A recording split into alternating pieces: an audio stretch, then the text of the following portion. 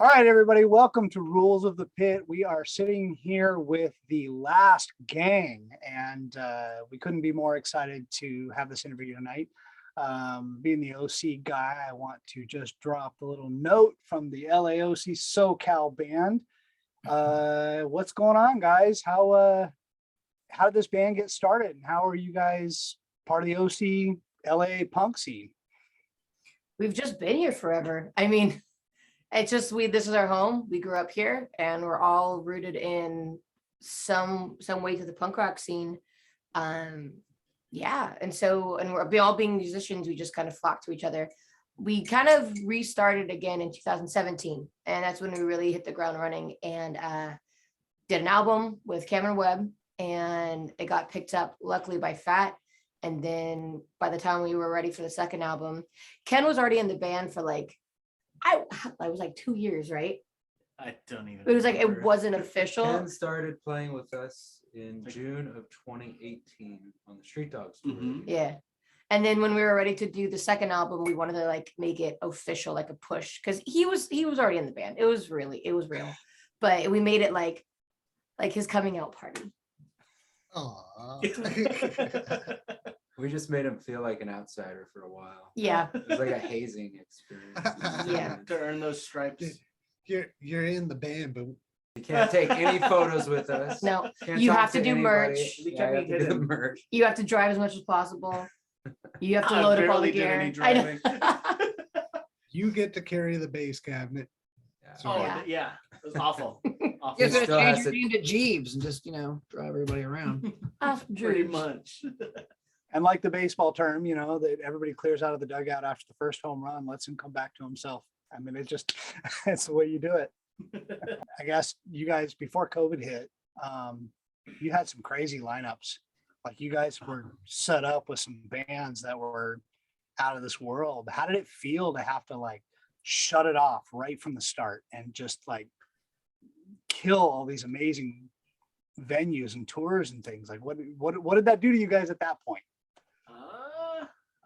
I think because we didn't really know the extent of how far the world was gonna stop, because we were maybe 3 days away from getting on a plane to go to Mexico, and then it got to the point where should we get on this plane if they tell us not to go, because The borders weren't closed yet officially. I feel like we were kind of we might get stuck in Mexico if the world actually shuts down. Yeah, So because then, they were still, I think it was still going on. We were Yeah. still supposed to go down there. yeah, we were very much In the April plan of was go 2020. and then fly back home and meet up with the Casualties. casualties and leftover crack Mhm. Yeah. in San Antonio. And then we were just kind of if they haven't told us not to go, we're gonna go. And then luckily We didn't go. we didn't go, because we would have gotten fucking stuck there. Yeah, I'm sure. we would've. Would've been bad, yeah. But I don't know. I think it was kind of heartbreaking after, because we had so many things planned for 2020, like everybody else. Kind of shitty, but I mean, there's Good things tacos and happen out of it. tequila you could have been stuck with, so it could have been yeah, worse, there's but- worse places to be stuck for sure. First of all, we're in Orange County. There's plenty of tacos and tequilas This is everywhere. Okay, true. let's go to This is true. Santana and we'll figure that out. This is true, right? No, but I guess it feels it's like you got this brand new car and it's filled up to the brim and you're at a fucking stoplight and you just hit it and you can't go, and you want to put your foot on the gas and you want to just floor it, but you have to fucking wait. And it's just so it's crippling. It's really debilitating to be patient. It's one of the hardest things to do. So it was much like everybody else in the world. We were feeling it. And at that point, we had some good momentum going. So for that to just be ripped out from under us, it was shitty. But you also have to be empathetic. We're not the only people dealing with it. So we took a couple months off, and then we just kind of tried to do what we could without, knowing that we couldn't tour. We just did what we could, in the meantime, which was write a record. So. You used your Honestly. time more wisely. You had the time to sit. You might as well try to write. Oh yeah, it was great. Yeah, the timing lined up fortuitous for us, because right when the world got its official close, lockdown, we thought we were ready to go into the studio with these songs, and we sat down with Cameron Webb like right before the lockdown, and he was just like, no, these are not. I remember him telling me very bluntly, you're better than this. Like, he's like, if you want to put this out, we can do this, but he's like, this is not good. He's like, I never want to hear the word fuck again. I said fuck in a song like 30 times, and he's like, this is so bad. No, This is Lockjaw. no, it was fuck the world. Oh, really? But it was like fuck the world over and over and over. So, and he made fun of me for this. He's like, why are you telling people I'm so mean? I'm like, no, because that's how we work with him. We like the brutal honesty, because we trust him. It's a level of trust that we have with him. So if he says it's not good, then you're right, it's not good. Let's go back. And then World went shoot, lockdown. Yeah. And we just did everything remotely, writing back and forth, and massaged the songs till they got what you see today. Here. So the delving into the more reggae influence feel that you guys have with noise, was that intentional, or did that just kind of like happen for you guys?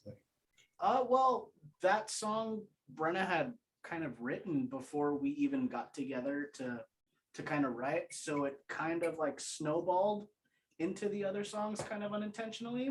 She had that demo from a couple years Yeah, prior, there was and we were really struggling with writing, and we asked her to dig that one out and let's see if we could do something with it. And I was nervous because it's so far out of our wheelhouse. Like, yeah, we're so Yes, used to that's like at punk, that punk, time. punk. And it's like, oh shit.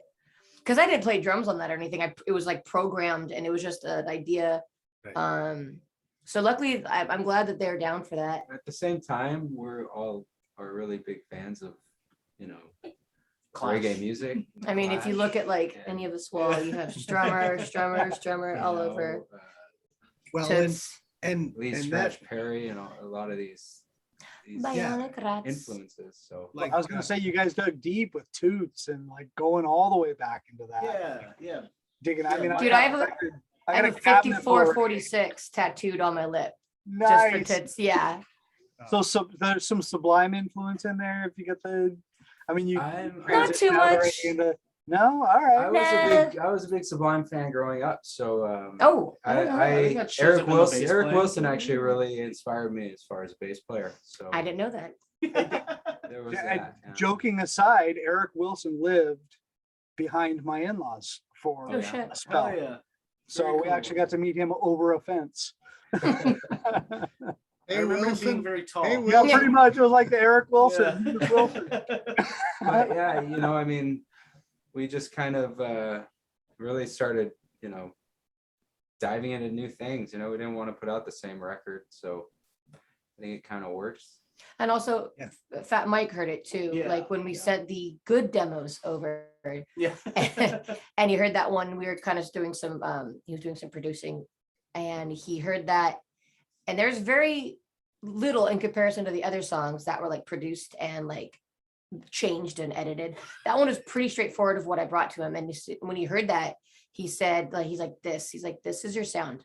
This is what's going to make you take off. Yes, you're a punk band, but this is going to set you apart of like all the other noise and background stuff out there. So when he said that, we had New Skin, which was originally like an Oi style song, which Yeah. is totally easy up our alley.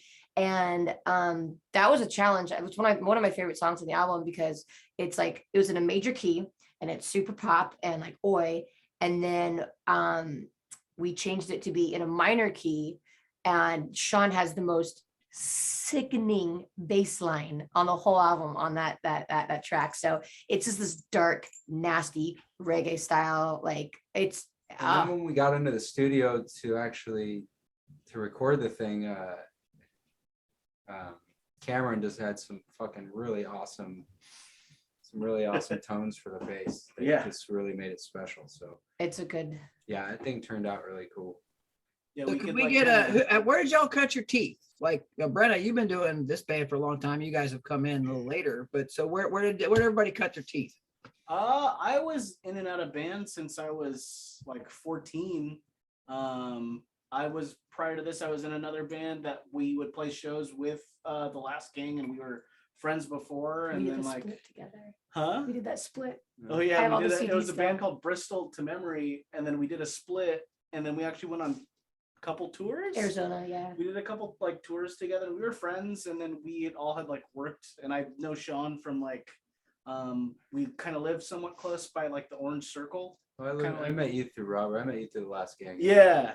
So we were all friends before and then had played, and then Me and him I like just- to go out and drink a lot. used to. We used to. That was I that mean- was that I was mean, part of it's- our bonding Is before, it- before the Do band. they even call it the Orange Circle anymore? I mean, it keeps Yeah. changing. Like it's I swapped still every call now it the and then. circle. Yeah, I still call it the it's still circle. the circle to me. That's definitely still a spot I frequent, but not as much as I used to for sure. And you were in the Fisters. I started a band when I didn't start playing bass till I was 17, but I started a band with my best friend Kevin and my brother, and a band called the Fisters, and we played. I was a singer and bass player, and we played for about 10 years, and then I joined the Last Gang. One of my favorite memories is we played Fistmas Christmas. Oh yeah, That was really I good. put on that charity like Oh, right up my alley with that. That's funny. charity event at this bar, and it was an awesome party every year. We would call it Fistmas Christmas. And A lot of just- toys. Yeah, toys for tots and all that good stuff. Yeah, we had a lot of cross shows with him and his other band, the Fisters. And yeah, we just kind of all know each other from just being in music. Yeah, and they needed a bass player, so and my drummer was moving to Arkansas to pursue a firefighting career, so it all matched up, and yeah. And he was the right height. You know, they're both like Right, yeah. under She didn't 5'7", wanna- she didn't wanna so be too tall. I'm they 5'7" fit and a them. half. I'm sorry, 5'7" and a Nobody can half. even tell from the picture, so thanks for revealing that. Yeah, sure. So I'm gonna be He wears complimentary. lifts. You have to come gonna be see us compli- live to know how short I am. I'm gonna be complimentary that y'all look a ton younger than me, but what were the years that you guys were in the Orange County scene? Like what is your bulk years? Like when were you really into the scene in Orange County? Because I'm a mid to late 90s, Orange County punk. I saw Blink before they were 182 at the showcase in Corona. So we're Right. like it was like Blink, FYP, and Backside, and now I've become friends with Todd from FYP and all that kind of stuff. But when were you guys in the Orange County scene? Like when did you really hit the ground running? For me, I was doing a lot of stuff with the Fisters probably from 2007 to 2012-ish, and then kind of So later. Yeah, probably about the same time, 2007 till now, I guess. Well, That's crazy. I saw Blink in 2001 at the fucking Arrowhead Pond. So that's kind of So you missed Brenna missed the events. Showcase Theater entirely. So you missed Brenna events at UCI.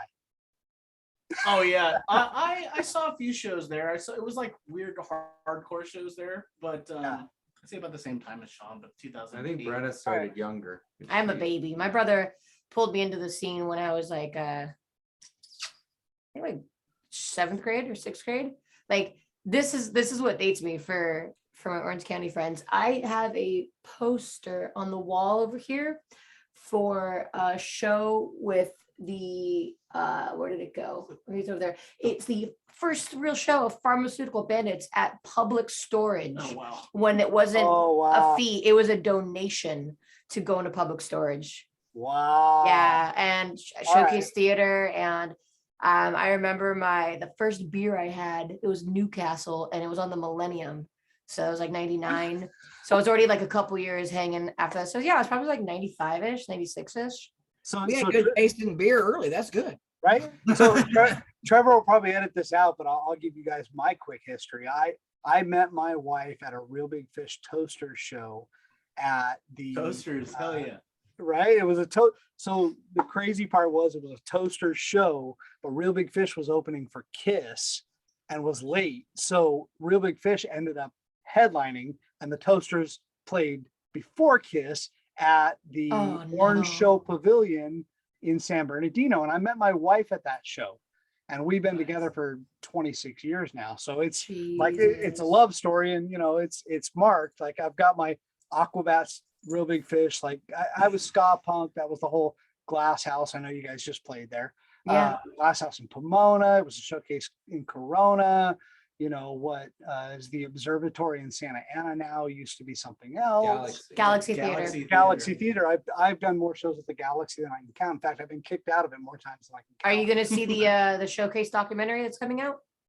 You bet your ass I'm going to see Yeah. that documentary. But I love you it. know, everything around this Orange County scene has been so amazing, and I know some of these guys in this group get jealous because the Orange County and the Southern California scene, which I love the fact that you guys are a part of it, is so rich. Like everything about the Orange County and SoCal scene, like we've got the skate punks and we've got the pop punks and we've got, you know, a bunch of old school. We're talking to Jack Grisham, we're talking to, you know, Todd from FYP, and all these guys that have this connection down here. How do you guys feel about where you're from? Like the roots and the depth of where we are. Back, you know, everything always moves in circles, and it comes and goes, you know. And right now, the circle that we're in, it's a very strange circle because, you know, Orange County is one of the most, I mean, don't quote me on this, but it's probably one of the most expensive places to live. I'll quote you on that because it's yeah, true. it is. So it's incredibly expensive, which means, and this has been a really incredibly political last 4 years, even if you're not a political person.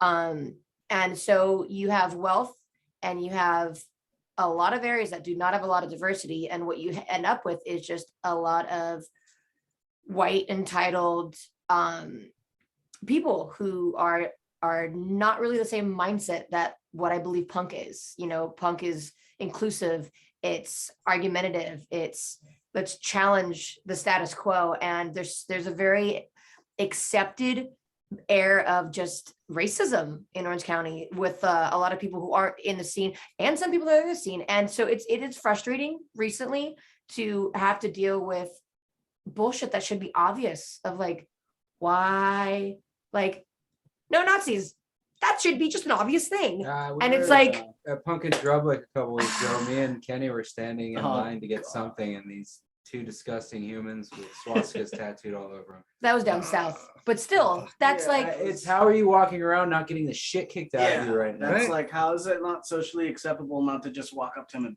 punch him in the face? I mean, My Should best be friend, Well, given. if you know how to walk the laws, especially in the South, if you can poke somebody enough so they swing first, then you can annihilate. Yeah.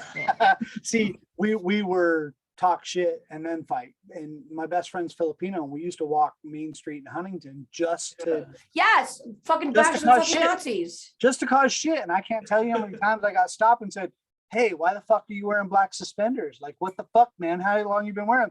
Why don't you fucking step up and let's talk about it?" I mean, Yeah, it it's was just such bullshit. an ingrained thing. And as much as I want to say we've grown as a culture, even Huntington Beach, you know, there are city officials that still uphold the values Of the KKK. that I was fighting against Yeah. 25 Yeah. years, 30 years So ago.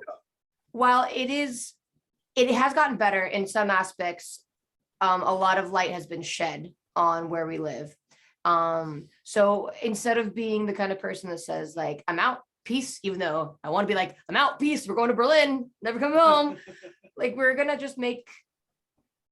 make them conform to us. You know, we're going to bring good energy and progressive ideas and just We're gonna better- stand culture. here and we're gonna fight. That's what we're No, gonna yeah, Yeah, don't we fucking leave, take and my they're city. gonna fucking take over. Don't take That's my right. fucking city. It's fucking awesome. But yeah, as far as the roots of Orange County, as far as punk rock, I mean, fucking Social Distortion and Adolescence. Adolescence. His come on, favorite man. band. Fuck. Social know. or adolescence? Oh, Adolescence. But Okay. I love Both. Social D too, Both. even though And you know, and like, I don't know, there's so many little bands that you would have never heard of. That's the cool thing about LA and Orange County. It's just, there's music everywhere. There's shows every night. It's not just punk, it's underground, it's ska, it's reggae, it's hip hop, rap. There's so much music and art to be seeked out and just washed over with. But with that, we love fucking traveling and touring outside of this area. All right, well, Yep. you guys killed one of my other questions I had ready, so that's good. Come to Canada. Oh, we're I want coming. to- Oh, we're coming. Yay! As they They're let us in. coming. We're Come on, coming. London. You guys are going to London, Ontario, right? Yeah, Yes. as long Trevor. as long as they let us in. Jesus. I can get fuck. in. Okay. Stress Trevor, London. you're there. London. I'm there. Yeah. Fucking Yeah. right. I'm We'd there. love you to come to Florida, but we know we have to Satan. So, Yeah. Hey, we'll play. We'll be We'll there. fucking We'll we'll still play. we'll walk around. Hopefully soon. I'll dress in a giant rainbow flag and just walk. I don't give a fuck. Fuck thank you. All Hell the yeah. more, all the more reason to come out there. Yeah. Exactly. We Yeah, stir it that's- up out here. Someone talks some shit, Yeah. you stir it Yeah. up. Yeah, we haven't hit it fest yet. One day, we're gonna do it soon enough. That's Buddies of bad. ours are playing, and they're trying to get me to go, like, just hang and party. But maybe I'll do an acoustic set. I don't know. There you go. Maybe Do it. try Sure. to. Represent. Mhm. So every interview we have, we reach out and we get a fan question. Mm. So we've reached out to a buddy of ours. He runs 94 Records. His name's Aaron Kroons, and he had this message for you guys. Here we go. Hey, Aaron here from Tulsa, Oklahoma. I just wanted to know about your evolution of sound. I feel like you, especially Brenna, you've changed so much throughout the years, and it seems to just get better and better. I was just wondering what would you credit that to, and what's the next evolution that we should look out for? Love you. Bye. Wow, that was really fucking cool. That's a good Yeah, Aaron's a pretty stand-up guy. that's legit. And actually, hold on, before you answer that, Oh no. I have a little twist too. So Aaron has actually seen you guys in the last, I don't know, couple of months. And he actually got a photo with you, Brenna. Oh, no. And I'm gonna share that photo right Is that in now. Oh, Tulsa? oh no, was we I did, we sober? did play in Tulsa. Hey, buddy. Yes. Yeah. I remember Where is him. that? That was probably in Tulsa if he's from Tulsa. Yeah, When I asked him if I could share it, he's like, absolutely. "Oh my god!" That's He's amazing. like, she might remember that really drunk dude that night. and I think I may have asked her to marry me. Oh, probably. Brenna probably had COVID back there, too. You know what? I think I did. I think I had COVID right then. Yeah, we're like, is this a COVID day? Was this before we had to? That was like 2 days after we tested. Yeah. We're like, oh no. Like, we're going home. Spreading Yeah. Oh Yeah. it's man. everywhere. Yeah. Too funny. I would have to say, like, I don't know the reason why we evolve as artists. But a good comparison I've always kind of thought about was this teaching my friend was spouting off. It was like a motivational speaker. So you get a marker, right? And then you go on the wall and you stand on your tippy toes. He's like, okay, it was too tall. He's like, stand on your tippy toes and like draw the highest line you can write, like the highest line. Like, okay. And you write it. He's like, okay, now can you do higher? And you're like, okay. And maybe you put the pen out a little farther in your fingertips. And he's like, can you do it even farther? And then you step on your tippy toes where it kind of hurts and your whole, and you realize by the time you do this exercise, there's 10 marks on the wall and they keep going higher and higher. Like right when you didn't think you could do more, you could. And that's our mentality, to a T. We're not complacent. We don't want to just write something. I think our detriment is that because sometimes we might over analyze and overwrite and over critique. And when we just where's that sweet spot? So again, that's why we love Cameron Webb, because we trust him. And he goes, okay, That's enough. you have 30 layers of vocals. You don't need that. So we just don't like being stagnant. We have to try it more, one step beyond. Well, you guys are Nice. killing it that way. I that Elvis Costello, I'm a fan, but not many people are. So when I saw a poster, I'm like, holy shit, somebody likes Elvis Costello. Yeah, Elvis Costello. Appreciate that a lot, because that's outside of the punk, but still kind of fit that post Oh, wanna he's so punk. Like Oh, he he's pumped. he got kicked off of NBC for playing Radio, which is a song about anti-establishment, about radio, and he got kicked off of fucking Saturday Night Live. Like, They asked him not to play that song. yeah, and he He said did no. anyway. I Several love up him. here, guaranteed. Yeah, Huge fan. Let's get kicked off of SNL one day. That'd be Yeah. sweet. yeah. It's gonna take a Oh, you lot. got- Just get on it first. You You're gotta gonna play pick beef bologna and have a mosh And pit. after that. Be all right. That's he just said that. Get on it first and then get kicked off. Yes, absolutely. That- I'll do it on the that's the goal. second song, not the Gotta first be the song. goal. Second one. So I know his name's come up a few times, and I just want to get this question out before it's actually answered, before I ask it.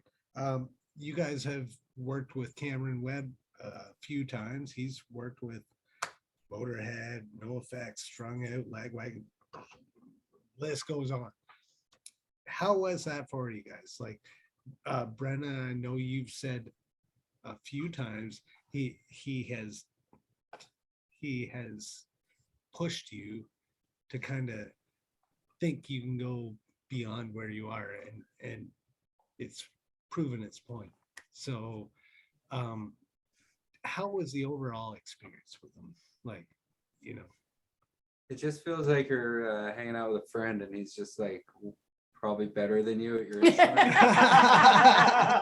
And He's like the cool he's friend. a good guide, and like almost like a father figure, and you know you don't want to let him down.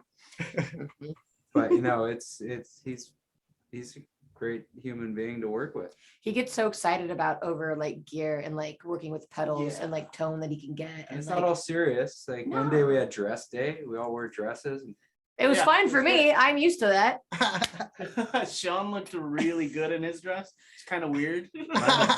very what's the word? Risque. It was one of those Fat Mike dresses. He had the striped one. The femme fatale. So yeah, he said dress day, Not and like a I wore velvet one. no, it was a striped one, and it was just I wore a normal dress that I wear, and I don't think you brought one, and I he was forgot one, serious. and then he had one. He for brought me. one, but it was like this Oh, like there you go. formal, like a Indian wedding kind of like dress, Oh, like sure. a male dress. I don't know what they're called. And Sean was like, "Well, I brought mine," and it's this femme fatale thing. And he's a skinny, svelte body, so it's like a small or extra small. And it was like down to here, and it was up on his thighs. And like he changed out of it halfway through. He's like, "I feel too sexy, too much skin." He's modest. Yeah. There's a picture somewhere on my Instagram. I We'll have it find it. saved. It's my favorite thing in the We'll find world. oh my God. You know how much balls it takes to do that? Really? I mean, you know, most people get so embarrassed by that shit. I've worn kilts for years. So Yeah. for me, it's, you know, it's a skirt to some people in the sticks where I live in Florida. But yeah, so that's kudos, guys. But, Just takes a little liquid courage sometimes But too. yeah, I mean, there's a lot of energy going on. Like, where he's like doing the shakers, and he's literally he's dancing around the fucking studio. Yeah, his enthusiasm, like it's not work. I mean, we would never consider it work, but he, if we're not feeling like the best on a day, he's very quick to bring energy that's very contagious, and you kind of can't help but like feel just immersed in creating. It's a weird thing to describe. Like, And the smell. yeah, like The smell of the studio. It itself, smells it's just like it's all small and just It's, like cozy. it's a good It's like- place to be. We were there the other day just saying hi, and then like me and Brenna both left his studio. We weren't doing any of our stuff. We were just like swinging by, and we both left going like, I want to write something right now. Yeah. I want to play. Like, I want to record a song right now, even though we don't have anything to record. But like just being around him, it's a very contagious. Yeah, It that's makes the you word wanna I'm looking create. for. So he's not just a producer in the sense of running that board and barking orders. He actually acts like a friend and wants to. Oh you know, no, like kind of- yeah, absolutely. I would consider him a friend. I met him. Oh, I love him. Yeah, I met him. I used to work at a studio in Hollywood, and I met him working Motorhead sessions, and he was off the bat super cool. Like I was just like a lowly runner, and he would let me sit and watch. Like, hey, Phil's recording guitar today. Do you want to come in and help me? And I'm like, fuck yeah, I do. Like, what the fuck? Are you kidding me? And he's like, Lemmy's doing vocals. Do you want to watch? And I was like, can I? Is that okay? And then I would watch that, and seeing him do that, and then experiencing it on the other side is kind of, for me, it was very, very cool to be on both. Oh, Like, It's what's so for cool. lunch today, Cameron? I'll go get you a burrito and be right back. To like, hey, man, can I use that amp? So it's very, very cool. I love being around him. He's infectious. You guys brought up how important trust was with Cameron. How did you get that? How did you get there? The first album was that was the trust building exercise. That was the trust fall. We had no idea who he was. Well, I mean, we know who he was, but we don't know his personality. And he's got a good resume, but a lot of people have good resumes and they don't vibe well with you. So we're just like, hey, worst case scenario, he's got some really good connections and we'll use that to the best of our abilities. And as soon as we kind of went in there, and it was like almost instant, like as soon as we started recording, and for me, it was vocals. Like I like pushing myself. He didn't just go, all right, we got it, double it. He would just go, no, I'm not hearing this. It's like if it's ah or oh, he's like, you're doing it wrong. And he wouldn't let me get away with stuff. And he didn't come abrasively at first. He didn't come out and go, this is wrong. He would kind of feel it out. Like he matches band's energies. So he'd feel like, hey, are you okay with it? Do you want to do it again? And then he saw our drive. He saw that like marker thing. Like, I want to get better. I want to get better. He saw that and he matched it. And so he would push it. And then it just, I don't know, it just was an easy puzzle that like fit together. And we just rolled it out. And ever since that first album, I just never want him to leave me. Like ever. 100% agree. Well, finding a relationship like that from bands and production standpoints, it's actually not an easy thing. So when you find somebody you can work with, yeah, that's one of those relationships that you keep, you know? Yeah, once you have them in your camp, keep them. Like, I think we're all in agreement. Like, even if we don't use him as a producer, however many years in the future, or engineer, I still want him as a producer. Like, we need him to like give me some sprinkles. And the beauty here is, you know, I mean, being a part of the Fat Records family is obviously a big thing because we've talked to artists, you know, Jesse from Days and Days. We talked to Chuck from Good Riddance. Like Chuck was awesome. Chuck. But I'll tell you, I mean, you got to know that the Fat Records family is such a warming environment because guys like me, like, you know, we've got some old school punks in this group. We got some guys that are listening to some old stuff and getting them to get into the new groove and getting into the new sound and the different bands and stuff. It's hard to do. And even myself, who, you know, I was a Blink, Bad Religion, you know, find the Orange County scene. Fat Records put out an email that said, you got to check out this album. You got to see this album, right? It's the new one that's coming out. It's really good. And we want everybody to hear it. And I thought, the fuck is the last game? Because I'd never heard of you. But Fat put it out. So I was like, you know what? $20 on Fat. I'll order a couple albums. You know, I'll get a lag wagon. I'll get a whatever. And I got them all shipped out. And this is one of my regular spins. Because hell yeah, thank you. And I had honest impression. I had no idea you guys from Orange County until we started. Oh yeah, we're gonna interview. I better look into these guys. I was like, holy shit, they're from my backyard. Right hood. And so listening to the music and realizing that you guys are part of this made it that much better. But Fat Records, from what we've heard, is an amazing experience. What are they to you? Like, what have they done for you? Oh, everything. Buy us lunch. Just a week ago, they bought us lunch. No, They're family. I mean, that's kind of like one of the two labels that are, or were in my brain. I don't know, like you guys growing up, it was like Hellcat or Fat, Hellcat or Fat. Like that's the dream because, you know, the huge, like the big records like Sony or Epitaph, that's just too much. And you know, I don't envision myself there, not yet.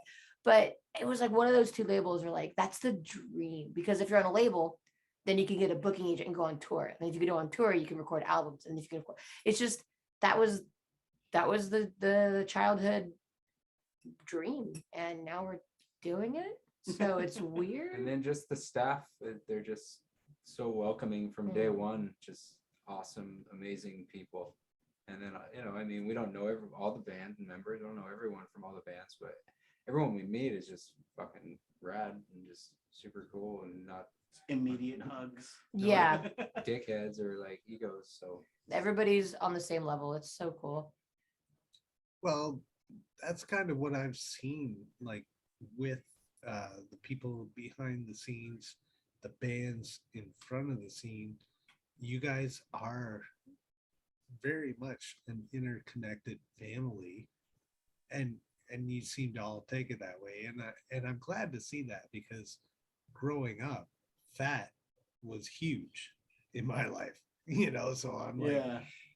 now, 20 some odd years later, being able to talk to people who are actually interacting with these people who I've known through music, and finding out that no, it is about family. It's not just about making a buck. Everybody needs to make a buck. We all know that. Yeah. But, it's nice to kind of see that they're trying to keep that family feel. And I feel like everybody who is like, here's the ladder, everybody who's up here who has more success, they're not just enjoying their success and who fucking cares about anything else. I don't want to try. I feel like they put a lot of effort into making people feel like us, like we could get there. Yeah, they're working hard to support us because they know we're working hard to support ourselves and to get there. So it's every time we're at a show, no effects, the TM, Steve, yeah, he's always like, you guys come on stage, come on, everybody, come on. He's always asking, do you want a beer? It's just everybody wants to take care of everybody. It's a good feeling. Yeah, I always thought it was cool to see like, I don't know, like old Warped Tour DVDs, and then you would see on the stage, Yeah. see like, oh, that's him from this band, that's him from Yeah. this band, Yeah. and that's him from this band. Oh, Tim's on the stage and he's watching this band. That's and so it was, cool. Yeah. Like all the Fat bands, like you'll see that's like, smelly back there. Yeah. Yeah. like you'll see like if Bad Cop's playing, like we're probably on the stage watching them, and vice versa. It's cool Pops are seeing playing. photos of us, and I saw Yeah. like Fat Mike Yeah, and behind you'll us see- watching us. Yeah, like that was cool.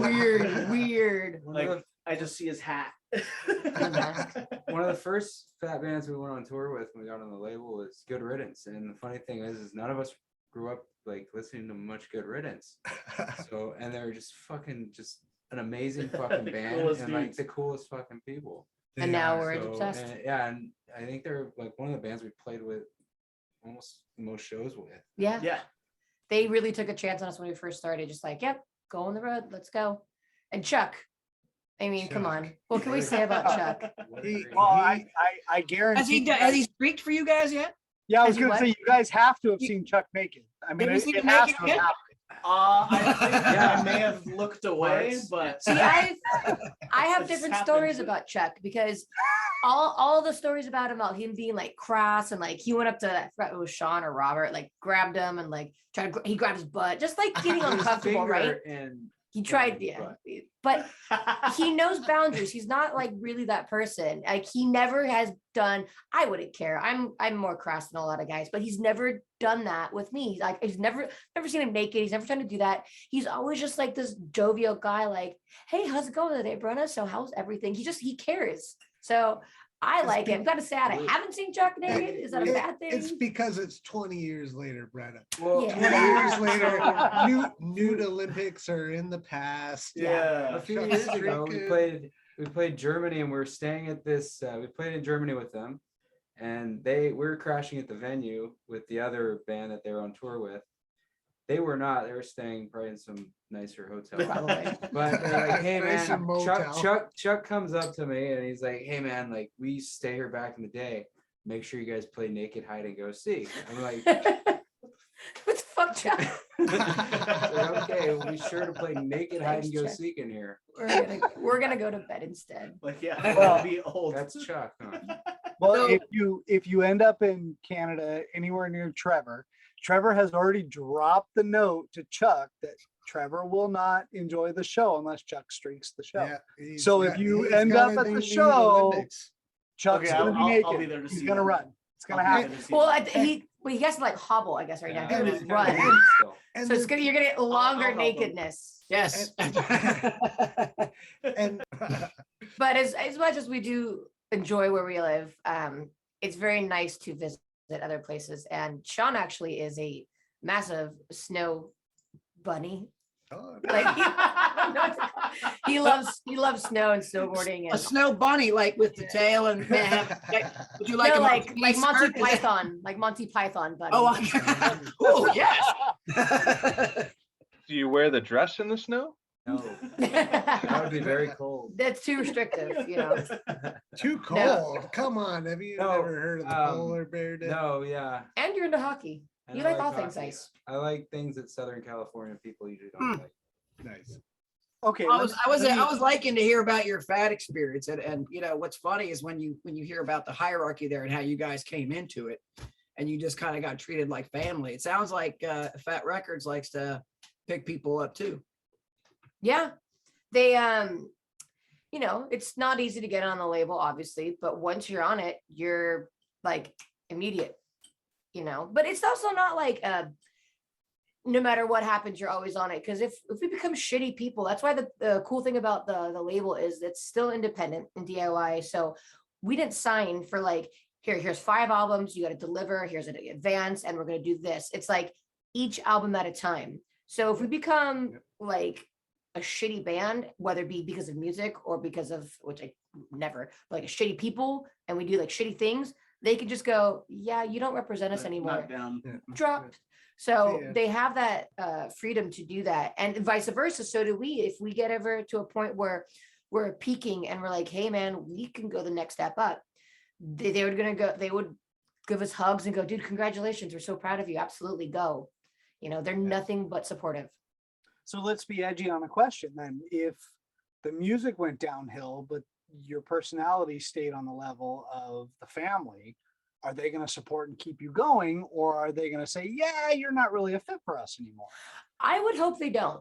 I would hope they don't just go, yeah, we'll put you up because you're family. Like, I like the honesty, like Cameron, they Yeah. have an honesty about them of like, I don't think they would let it. I think they know we have the talent. They would just go, you need to try again. Yeah. I don't think they would say peace. Need to work on these songs. No. a Since bit. you like, let's sit on these Yeah. a little bit longer and work Yeah. on them. You know, They wouldn't let that- us settle. That's exactly what I was thinking. Is, That's a you fair know what? answer. Yeah. They would probably turn to you and just be like, no, come on, guys. Yeah. Get it together. We know you can do it. I feel like once Let's we do it. run out of writing good shit anyway, it should just be, if we have no passion to write good music, then we shouldn't. do Yeah, it we anyway. should Don't be keep playing. Well, I got a question for Brenna specifically. Your vocal quality sounds a lot like somebody else. A lot of guys like to hear is Brody. Yep. Um, Everybody else says Does that.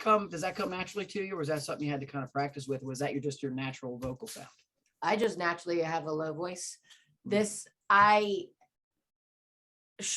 Oh my God, I can talk forever. So long history short is I've always had a low voice, and growing up I was made fun of really bad. And because kids will pick on anything that they can, whatever makes you different, they'll pick on it. And it really affected me to the point of like, I was a quiet kid. I didn't talk a lot. I didn't like the way it sounded. It made me cringe. I have bad self-esteem. And growing up in the punk rock scene, singing along with bands that I liked, I could never really hit the range of like the Becky Bondages or, you know, stuff that was higher, or like Susie Soup. But what I did sing along, like I could just get into it, was like Green Day and Misfits. That was like my vocal range. So I always sang male parts. And then I was in a band, I played backup, I played drums, and I did some backup vocals, and I was kind of getting okay with it.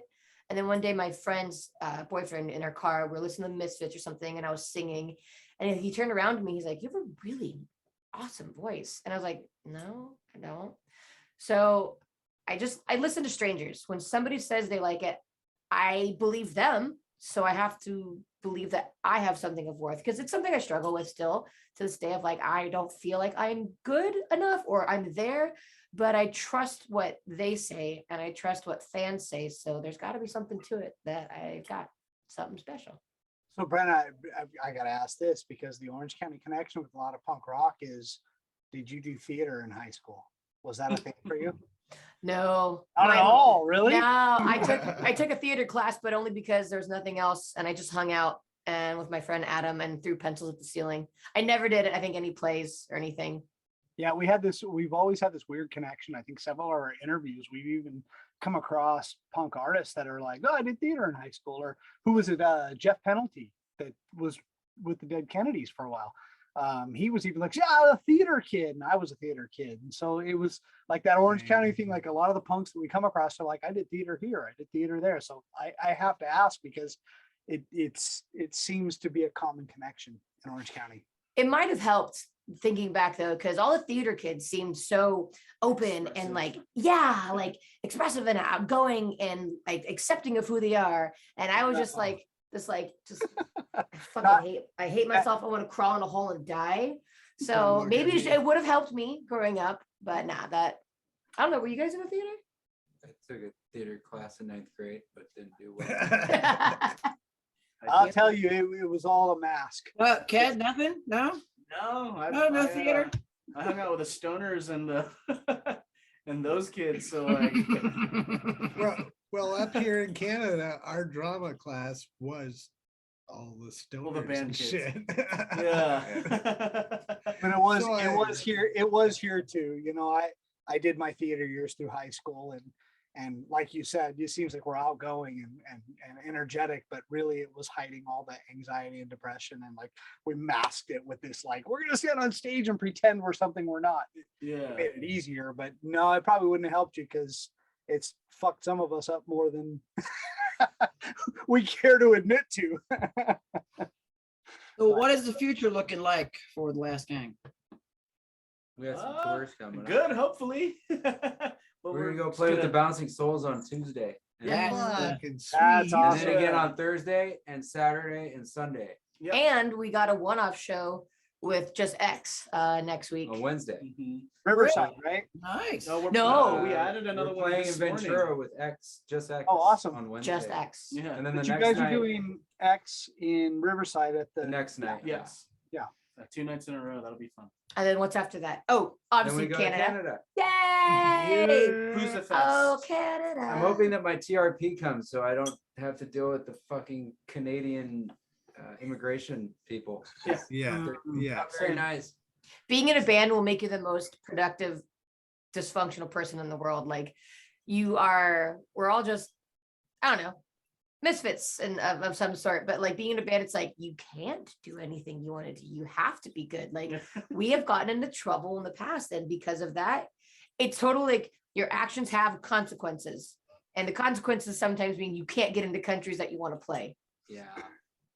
Fucking So sucks. behave. Oh, we'll Behave, be kids. We're behaving. We're Don't good. drink Now and we're drive. definitely kids. behaving. If you want to go to Canada. All right, so do we want to throw our 3 questions? Yeah, let's go to the lightning round. We have 3 questions that we ask every guest. It's the same. Now we have 3 people. We're not used to we don't always have the whole band. So if you You go want, you can field questions however you want. So if anybody who wants to kick off first question. You're in Uh, charge, Sean. Ryan's been quiet. Let's get Ryan to start this thing off. Yeah. So, okay. So we always like to find out, what other bands are listening to. So like what 2 bands, up and coming bands have you guys been listening to that you've been real impressed with or are really loving right now? I picked up on the last Muslims record that came out on Epitaph. That thing was fucking sick. I love that record a lot, and just the bluntness of their lyrics and the griminess of it. I think that record was great. That's one band. Awesome. Second I have answer. 2. This is your question. Oh, it's my question. So on you I go. would like to hear one from each of you if you Oh, don't yeah. have one. Why not? Let's Oh. do that because I can't think of one. Well, you know what? It could even be a local band like that. Maybe we've never heard of. And we want to hear of. Yeah. Or who should be on the show next? Who do we need to contact to get some exposure? You know, Okay. who's really rad is the Drowns. Talk to the Drowns. Oh guy. yeah, the drums are fucking sick. Yes. Drowns. Drowns. Oh, yeah. Drowns. Yeah. Oh, yes. Drowns. Yes. Trevor's a huge fan. Yes. Mhm. I Rad love fucking band. Those guys I are fucking love the rad. Drowns. I'll say because they got a lot of momentum and I want to have them keep it going. And I did some vocals, guest spots on their album, The Venomous Pinks. You gotta Yes. check them out. Great band. Yes. Earshot has been in our ear to do something. And They're working Oh, really yeah. hard yeah. lately. And Yeah. absolutely, I'd love to have Venomous Pinks on. I think they'll be up in Canada too, right? Yeah, Next they'll year. be at Yes. Booza Fest as well. I know. I'm so stoked about things of finally opening up. Hell and there's yeah. finally like really good bands coming across the border. We're real big on supporting nonprofits and causes that matter to people. So is there any kind of like, you know, social or societal cause or nonprofit or anything that you guys are really supportive of? Something that you guys put back. I'm a big supporter of the Sidewalk Project. Yeah. We Sidewalk are Project, familiar great with them. people. They are Yes. good. They're a great organization. They Very do a cool. lot of good work. Them Absolutely. and who's the Rock and Roll Rescue. They do a lot of pet adoptions in Orange County. Kelly, Kelly Yep. runs that with Hero. They're great. Those good answers. Those got me, man. Wow. Oh, that was And good. those two Me and especially. Brenna got, and her husband Bruce, we got to, that was a year and a half Yeah. ago or something. We got to go The Skid Row. help out at an event with the Sidewalk Project That was really moving. and play Fantastic. some music. Yeah. It was fun. Oh. Bring some joy. That's That awesome. was an They, day. they do some incredible work. We're really very do. familiar with the Sidewalk Project. We've got some feet on the ground through that project, and we're hoping as a group at Rules of the Pit to kind of make that connection and help promote Sidewalk Project with what we're doing. Hell yeah. Yeah. Very cool. Yeah, Susie Moon was Susie a Moon, big yeah. supporter of that as well. Well, our name Rules of the Pit is based on what we consider the first rule of the pit, is that you help somebody up. When somebody falls, you pick them up. You don't tramp them, you don't stomp them. So let's say that what would be a rule either of you would come up with to add to that? It could be a metaphor for life.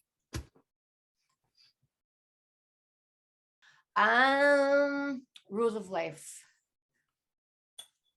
Always move counterclockwise. Why do we move counterclockwise? Who started that? I want to know. Question Okay, but everything. in Australia, Question do they go the other direction? In Australia, I don't know. Can we find out? it's the Coriolis effect. You got to remember. Tobias! It's flush the I just toilet, remember it that goes one way. episode of The right? Simpsons. Tobias! But it's an emergency. That's exactly what I think. I think the counterclockwise is that Yeah. we go against the grain no matter what's going on. Adding to the rules of the pit. Okay, rules of the Life- pit. life philosophy. You know, let the short people go in front. You know, let those who have a disadvantage get an upper hand. Give somebody who doesn't have the same advantages of you. Basically helping the marginalized. Yeah, help out the people that have marginalized. less Than you. right? Don't be like Randy Newman. Don't be a piece of shit. Short people got no reason to live. I bought that record just because of you guys. I think I never fucking listened to it. It's terrible. just that one's so not good. God. So I could take a picture of it and send it to you. I should have just done it at the record store. Just bought it. not bought the No, record. that's definitely a good rule. That's Um, fantastic. guys, on behalf of Rules of the Pit, we want to thank you. Thank you for your time, You. Thank For you your for having music. us. for your music, everything. We wish you the best of luck on this tour. I really hope I can catch you guys in London. I'm And gonna. we'll see you in London, right? Oh, yeah. I am gonna talk to my wife tomorrow because she already Okay. went to bed. I will talk to her tomorrow, and I'm gonna be like, "We gotta get tickets, okay? Like, I gotta do it. Gotta do it." Hell yeah. I will see you at Rum Runners. Yeah. And genuinely, if you guys are bored tomorrow, I will be at Hangar 24 at 1:00 celebrating my birthday. Come have a beer. Hell Come yeah. take Well, it. happy take it days. happy early Happy early birthday, by the birthday. way. No, my birthday was yesterday, so it's Happy Happy late late birthday. but I'm gonna be out there. Taking Days is opening tomorrow at 2:30, Rad. and we will be out there celebrating them and the scene and the music. And yeah, I mean, if you guys get out and about, Oh, you yeah. see me now, come find me and say Oh hi. yeah. Hell yeah. Very cool. You Like guys 10 want bucks. to play us? You guys want to play us out with your upcoming dates so that Yeah. we have it all laid out for everybody? We gotta look it Yeah. up really quick. So coming in, I know how that is. We understand. Coming in. Tuesday, May 10th, we're playing with the Bouncing Souls, Belly Up in San Diego. Woo! The following day, Wednesday, which would be the 11th, we're playing in Ventura at Ventura Music Hall music hall. Music Hall with X. with X. Thursday, we play with X, Strike Anywhere, and Bouncing Souls in Riverside at. The Riverside Auditorium. Municipal Auditorium. And then Saturday, we're Orlando. playing. No, in- Friday we're playing as well, right? Nope. Saturday, we're playing in Fresno at Hmm. Strummers with the Bouncing Souls and the motherfucking Swinging Utters. Yay! And then the next night, Fuck we yeah. play in San Francisco at the Great American Music Hall with the same lineup, Swinging Utters and Bouncing Souls. Damn. And then when we Awesome. come out to your guys' neck of the woods, we've got May 18th in Toronto at the Bovine Sex Club, which I hear is a pretty cool club. I talked to one of the my employees my there. drummer has played there a couple Yeah. of times. Yeah. And then we got May 19th in Barrie at the Queen's nightclub. I Nice. forgot to say that. And then we got Pooza Fest on the We played 20th. Really fucking late. So Yeah, we Yeah, played really late. We were like the last band on Yeah. that night. And then we're playing at St. Catherine's at the warehouse with Belvedere. Down in St. And we're also Catherine. playing London, which we hope to see you at Rum Runners with Belvedere as well. Yeah. Well, Oh yeah. No days well, off. Nice. Well, if you end up going, just hit us up and we'll put you on the list, of course. Come on. That would Woo! be- Look at that. No excuses. All No right, excuses. No excuses. Yeah. Ah, I'm buying Ah. tickets tomorrow. Oh, You Yeah. have hell to buy yes. merch. Trevor, Oh, they yes. just put you on the list. We'll put Hell you on the yeah. list and buy a shirt. and then go buy a bunch of fucking merch. I will buy all the merch. Yeah. There you go. No, thank you. Thank you. You you, guys guys. have been fantastic. So fun. And look forward to seeing what you guys do in the future. Absolutely. All right. Thank you guys so much. Thank you guys. Thanks, guys. thank you very much. Have a good Thank night. you. Peace out. Good night. Have a good one, Bye. guys. Bye. Cheers. Bye.